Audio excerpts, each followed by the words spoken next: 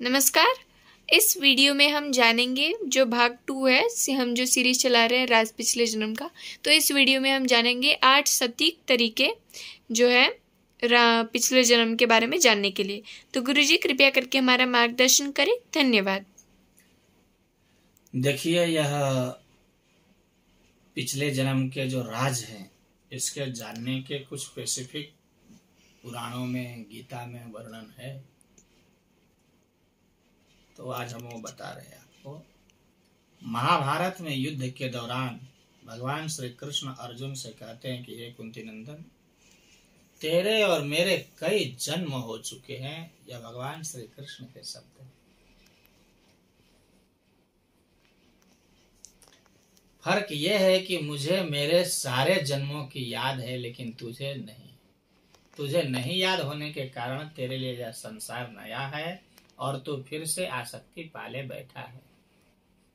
गीता के दूसरे अध्याय में श्लोक है, वासांसि जीर्णा नियथा विहाय नवानि गृह्णाति नरोपराणि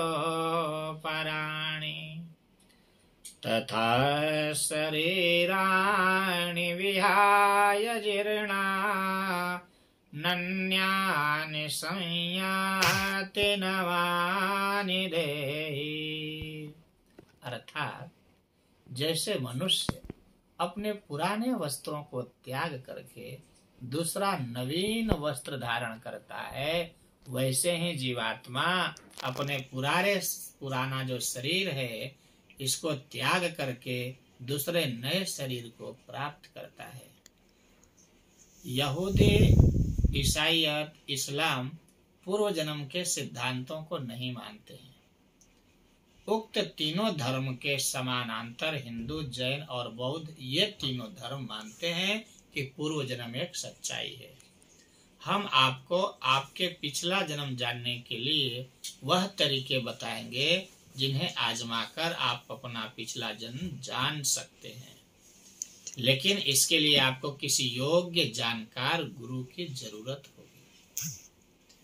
यूरोप और भारत में ऐसे ढेरों किस्से आपको सुनने को मिल जाएंगे जिनको अपने पिछले जन्म की बातें याद है। विज्ञान इस संबंध में अभी तक खोज कर रहा है, लेकिन वह किसी निर्णय पर अभी तक नहीं पहुंचा है। पूर्व जन्म के कई वृत्तांत पत्रिकाओं एवं अखबारों में प्रकाशित हुई हैं। इस विषय पर कई किताबें भी लिखी जा चुकी हैं और बहुत से फिल्में भी बनी हुई हैं। प्रसिद्ध दार्शनिक सुकरात, प्लेटो और पाइथागोरस भी पुनर्जन्म पर विश्वास करते थे। दुनिया के सभी लगभग प्राचीन सभ्यताएं भी पुनर्जन्म में विश्वास करती हैं। पुनर्जन्म पर कई लोगों और संस्थाओं ने शोध किया है। हमारे आचार्य रजनीश जी ने पुनर्जन्म पर बहुत अच्छे प्रवचन भी दिए हैं। उन्होंने खुद के भी पिछले जन्म के बारे में विस्तार से बताया है। हालांकि आधुनिक युग में पुनर्जन्म पर अमेरिका की वर्जीनिया यूनिवर्सिटी के वैज्ञानिक डॉक्टर इयान स्टीवेंस ने 40 साल तक इस विषय पर शोध करने के बाद एक किताब लिखा, रीइंकार्नेशन एंड बायोलॉजी, जिससे सबसे महत्वपूर्ण शोध किताब माना गया है। वैज्ञानिक डॉक्टर इयान स्टीवेंसन ने पहली बार वैज्ञानिक शोधों और प्रयोगों के दौरान पाया कि शरीर न रहने पर भी जीवन का अस्तित्व बना रहता है। उपयुक्त अवसर आने पर वह अपने शरीर या पार्थिव रूप को फिर से रचता है। उन्हीं टीमों के द्वारा किए और प्रयोग अनुसंधानों को स्पिरिट साइंस एंड मेटाफिजिक्स में संजोते हुए लिखा कि पुनर्जन्म काल्पनिक नहीं है। इसी प्रकार बेंगलुरु की national institute of mental health and neuroscience एवं क्लिनिकल साइकोलॉजिस्ट के रूप में कार्यरत डॉक्टर सतवंत पसरिया द्वारा भी इस विषय पर शोध किया गया। उन्होंने अपने इस शोध के एक किताब का रूप दिया जिसका नाम है claims of reincarnational empirical history of cases in Indians. इस किताब में 1973 के बाद भारत में हुई 5000 पुनर्जन्म घटनाओं का उल्लेख मिलता है।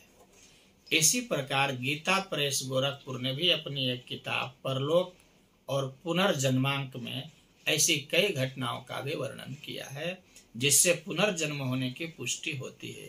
वेद मूर्ति तपोनिष्ठ पंडित योगी अभयानंद नाथ जी का सीरीज जो आप देख रहे हैं, उनके भी कई ग्रंथ उन्होंने जो लिखा हुआ है उसमें भी पुनर्जन्म के ऊपर काफी चर्चा है। उसी का सारांश हम आपके सामने रख रहे हैं।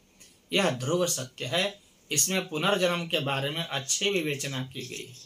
पुनर्जन्म में रुचि रखने वाले जैसे विज्ञान भैरव तंत्र के अलावा उक्त 2 किताबें भी जरूर पढ़ना चाहिए। जैसे ओशो जी ने भी विज्ञान भैरव तंत्र नाम का ग्रंथ लिखा है। अब यहाँ पे हम 4 उदाहरण प्रस्तुत करते हैं आपके सामने जो हमारे महाभारत से लिए गए हैं। पहला उदाहरण है महाराज शांतनु। भीष्म पितामह के पिता का नाम शांतनु था। उनका पहला विवाह गंगा से हुआ था। पूर्व जन्म में शांतनु राजा महाभीष थे। उन्होंने बड़े बड़े यज्ञ करके स्वर्ग प्राप्त किया। एक दिन बहुत से देवता और राजर्षि, जिसमें महाभीष भी थे, ब्रह्मा जी की सेवा में उपस्थित थे। उसी समय वहां गंगा का आना हुआ।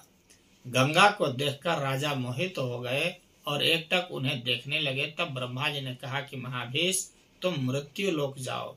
जिस गंगा को तुम देख रहे हो वह तुम्हारा अप्रिय करेगी और तुम जब उस पर क्रोध करोगे तब इस शाप से मुक्त हो जाओगे। भीष्म हिंदू धर्म में 33 प्रकार के प्रमुख देवता हैं। उनमें से 8 वसु भी आते हैं। उन्हीं 8 वसुओं ने गंगा की कोख से जन्म लिया था, जिनका गंगा नदी में बहाती जा रही थी। लेकिन गंगा के 8वें पुत्र को राजा शांतनु ने नहीं बहाने दिया। इन 8 को गुरु वशिष्ठ ऋषि ने मनुष्य योनि में जन्म लेने का शाप दिया था। गंगा ने अपने 7 पुत्रों को जन्म लेते ही मनुष्य योनि से मुक्त कर दिया था, लेकिन 8वां पुत्र रह गया। यही 8वां पुत्र भीष्म के नाम से जाने गए। पॉइंट 3 पे जब ध्यान देंगे तो विदुर यमराज को ऋषि मांडव्य ने श्राप दिया था, जिसके चलते यमराज को मनुष्य योनि में जन्म लेना पड़ा। विदुर को यमराज का अवतार माना जाता है। ये धर्मशास्त्र और अर्थशास्त्र में निपुण थे। इन्होंने जीवन भर कुरुवंश के हित के लिए कार्य किया। चौथा बिंदु जब आप ध्यान देते हैं तो गौतम बुद्ध कहते हैं कि गौतम बुद्ध जब बुद्धत्व प्राप्त कर रहे थे तब उन्हें बुद्धत्व प्राप्त करने के पिछले कई जन्मों का स्मरण हुआ था। गौतम बुद्ध के पूर्व जन्मों की कहानियां जातक कथाओं द्वारा जानी जाती हैं। अब हम 8 कारणों से लेते हैं आत्मा पुनर्जन्म। इस सीरीज पे अगले भाग में बात करते हैं। धन्यवाद। कृपया करके अगर आपको ये वीडियो अच्छी लगी तो लाइक एवं सब्सक्राइब कीजिए। धन्यवाद।